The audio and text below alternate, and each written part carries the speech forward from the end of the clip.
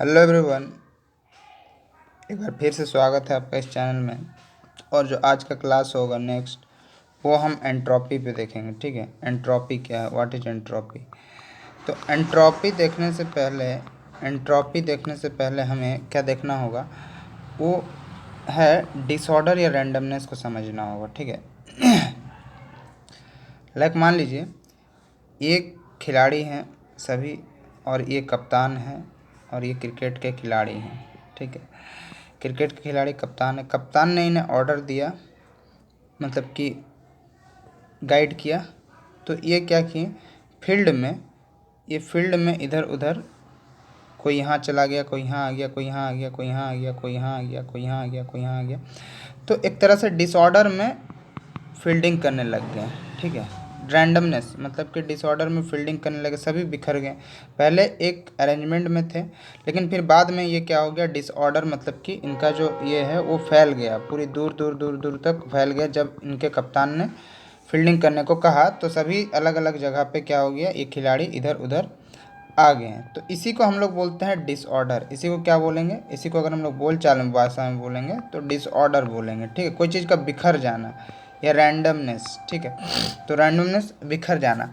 तो उसी तरह से जब हम कोई, जैसे कि मान लीजिए ये मेरा सॉलिड है, अब सॉलिड पर जब हम मान लीजिए कप्तान आपका यहाँ पे हीट है, हीट वहाँ पे कप्तान था, यहाँ पे जब हम इस पर हीट देंगे तो इसका जो इंटरमोलिकुलर पार्टिकल्स है वो क्या होगा, धीरे धीरे इसकी रैंडमनेस बढ़ जाएगी बढ़ के ये लिक्विड में हो जाएगा। इसका डिसऑर्डर ज़्यादा होगा, गैस का डिसऑर्डर सबसे ज़्यादा होगा। तो एंट्रोपी को हम डिफाइन कैसे करते हैं, डिसऑर्डर तो समझ में आ गया कि जो इधर उधर रैंडमनेसली, इसको रैंडमनेस कहते हैं, मतलब कोई प्रॉपर अरेंजमेंट नहीं होगा, किसी भी अरेंजमेंट में वो ये हो जाएंगे। तो यहाँ जब हम हीट देते हैं सॉलिड को तो इसका रैंडमनेस बढ़ जाएगा, और अगर हम लिक्विड को हीट देंगे तो और उसका रैंडमनेस बढ़ जाएगा, और इसका हीट देंगे तो इसका रैंडमनेस बढ़ जाएगा गैस का। तो इस तरह से हम एंट्रोपी को डिफाइन कर सकते हैं कि एंट्रोपी इज मेजरमेंट ऑफ यहाँ पे सॉरी, यहाँ लिख दीजिएगा जो कॉपी में, एंट्रोपी इज मेजरमेंट ऑफ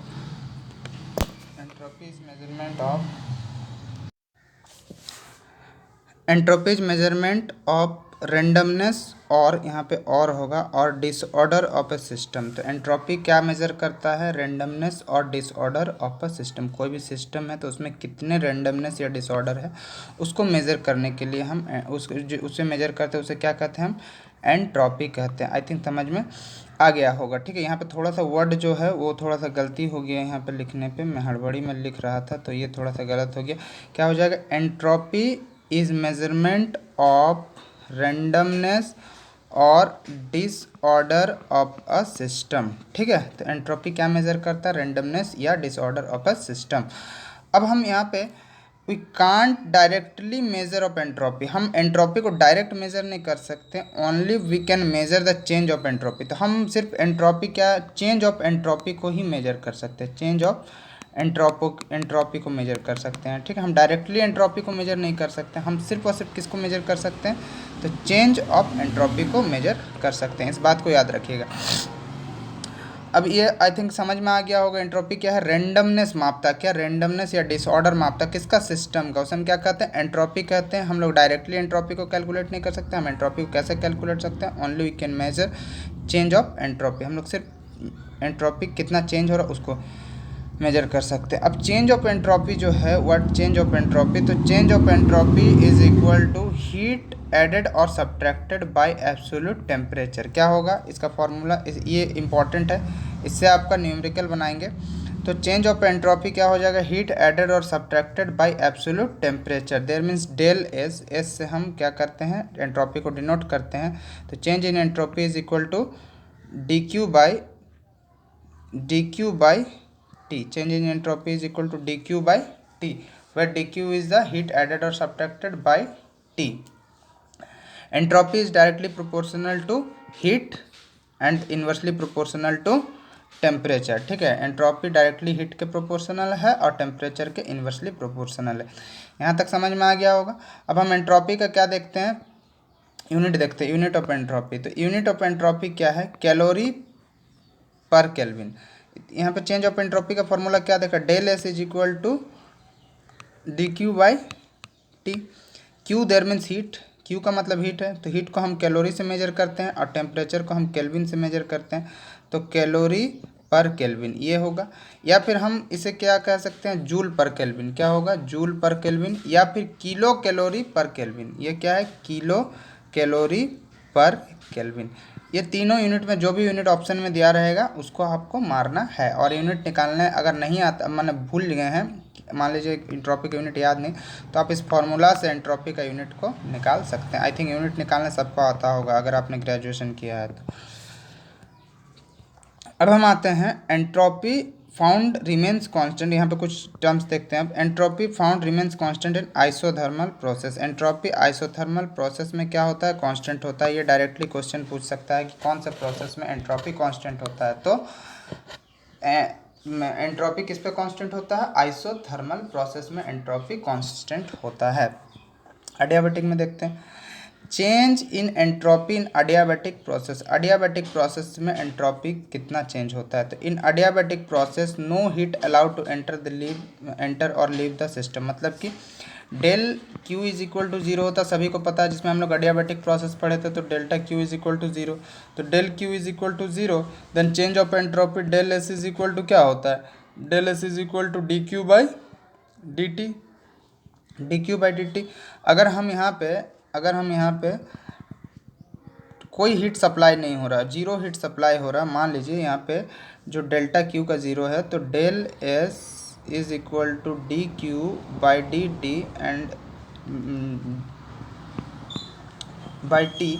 तो del S is equal to, यहाँ पे d Q is equal to zero, the now putting this value here, then this is equal to zero. मतलब कि एडियाबेटिक प्रोसेस में क्या हो जाएगा, there is no change of entropy during an adiabatic process. मतलब कि एडियाबेटिक प्रोसेस में entropy कितना चेंज होता है, तो जीरो।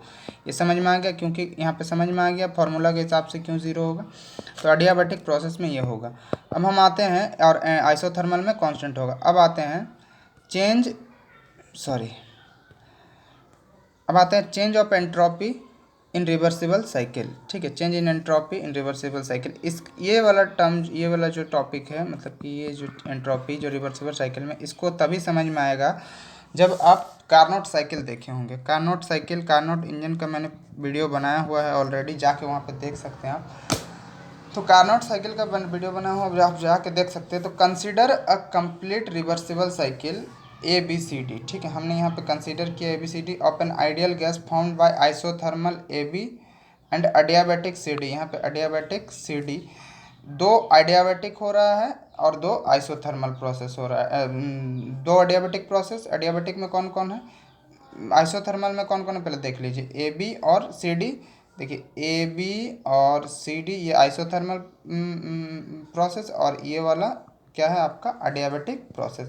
तो यहाँ हमने एक साइकिल कंसिडर किया ए बी सी डी जो आइडियल गैस पे। अब यहाँ पे दो साइकिल है, एक ए बी और एक सी डी जो कि आइसोथर्मल है, और एडियाबेटिक में बी सी और डी ए। अब हम यहाँ पे आइसोथर्मल एक्सपेंशन देखते हैं। तो आइसोथर्मल एक्सपेंशन ए बी में लेट क्यू हीट हमने दिया वर्किंग सब्सटेंस को। वर्किंग सब्सटेंस क्या है, मैंने पिछला वीडियो पे बताया था, जाके देख लीजिएगा कार्नोट साइकिल में, तभी जाके ये समझ में आएगा। और टेम्परेचर T1 कांस्टेंट टेम्परेचर है, तो जो चेंज इन एंट्रोपी होगा, चेंज इन एंट्रोपी क्या होगा, integration d S is equal to A to B क्या हो जाएगा, प्लस Q1 बाई T1। क्यों यहाँ पे प्लस साइन लगाया हमने, क्योंकि यहाँ पे आइसोथर्मल एक्सपेंशन हो रहा है। ठीक है, याद रहिएगा, आइसोथर्मल क्या हो रहा है, एक्सपेंशन हो रहा है, तो जिसके कारण हमने यहाँ पे प्लस साइन का यूज किया। अब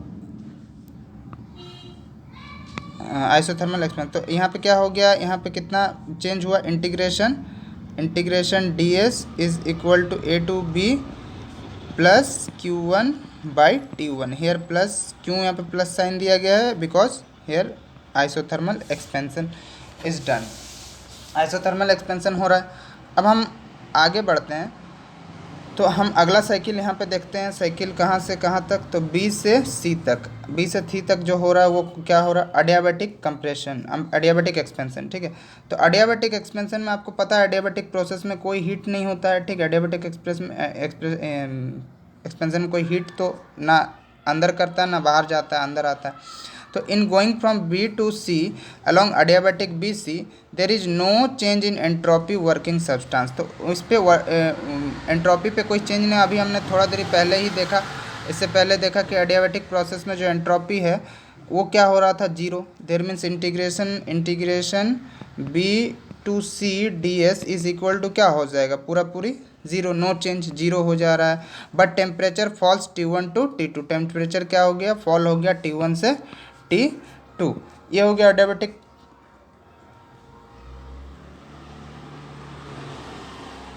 अब फिर उसके बाद आइसोथर्मल कंप्रेशन एक्सपेंशन हो गया, आइसोथर्मल कंप्रेशन सी डी, यहाँ पे साइकिल में देख लेते हैं। तो ये साइकिल में देखिए, अब सी से डी, यहाँ सी से अब डी, तो आइसोथर्मल कंप्रेशन में सी से डी, तो ये क्या हो जाएगा, in going from state C to D, going from state C to D, the working substance reject heat Q2 to the sink and temperature T2 of entropy working substance decrease. ठीक है, then change of entropy कितना हो जाएगा इस पर, integration d S C to D is equal to minus Q2 by T2। Here यहाँ पे minus क्यों हुआ, बिकॉज ऑफ यहाँ पे आइसोथर्मल क्या हो रहा है, कंप्रेशन हो रहा है। तो सी से डी तक में जो एंट्रोपी चेंज हो रहा है वो कितना हो रहा है, इतना एंट्रोपी चेंज हो रहा है, इतना एंट्रोपी चेंज हो रहा है।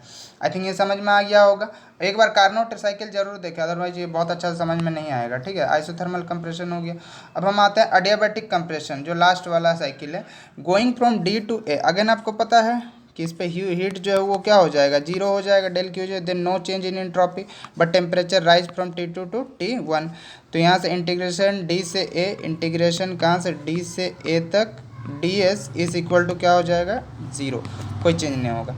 अब देन टोटल चेंज होगा, the net gain in entropy of the working substance in whole cycle A B C D A, जो होल साइकिल में, इसको हमने इंटीग्रेशन डी एस, ए से बी, इंटीग्रेशन ए से बी, बी से सी, सी से डी और डी से ए, सभी का वैल्यू को अगर पुट करेंगे तो यहाँ पे ये Q1 by T1 plus zero minus Q2 by T2 plus zero, यहाँ तक। अब इस पर हम आगे देखते हैं, तो अगला क्या हो जाएगा, चेंज इन एंट्रोपी क्या हो जाएगा, Q1 by T minus T1, Q1 by T1 minus Q2 by T2, इतना हो जाएगा आपका entropy. But Carnot reversible cycle में हमने देखा था, क्या देखा था, Q1 by T1 is equal to Q2 by T2। Then इसी को हम इसी वाले इक्वेशन को लिख सकते हैं, Q1 इसको इधर ले जाएंगे तो minus Q2 by T2 is equal to zero. Then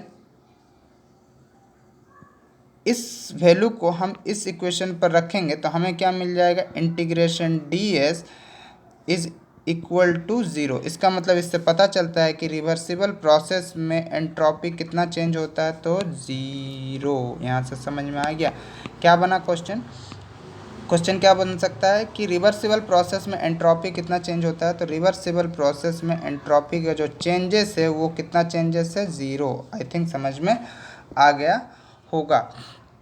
आप कार्नोट साइकिल जरूर देखें, तब जाके ये समझ में आएगा। अब यहाँ पे कुछ, ये तो एंट्रोपी का इतना हो गया। अब यहाँ पे दो चीज़ है, एंट्रोपी और परफेक्ट गैस। तो आप एंट्रोपी और परफेक्ट गैस देख सकते हैं, ठीक है, एंट्रोपी और परफेक्ट गैस देख सकते हैं। और दूसरा आपका यहाँ पे एंट्रोपी ऑफ स्टीम, ये इतना होता है, ठीक है। इसका डेरिवेशन का कोई रिक्वायरमेंट नहीं, क्योंकि आपको डेरिवेशन तो देगा नहीं, उससे बेसिक न्यूमेरिकल या उससे बेस पे क्वेश्चन देगा। तो स्टीम का और परफेक्ट गैस का एंट्रोपी देख सकते हैं। एंट्रोपी मतलब चेंज इन एंट्रोपी, ठीक है। Thank you for watching this video कैसा लगा जरूर बोलेंगे। अब हम करेंगे सॉल्व न्यूमेरिकल अगला वीडियो पे, ठीक है। वीडियो को ज़्यादा से ज़्यादा शेयर करें, सब्सक्राइब करें और लाइक करें।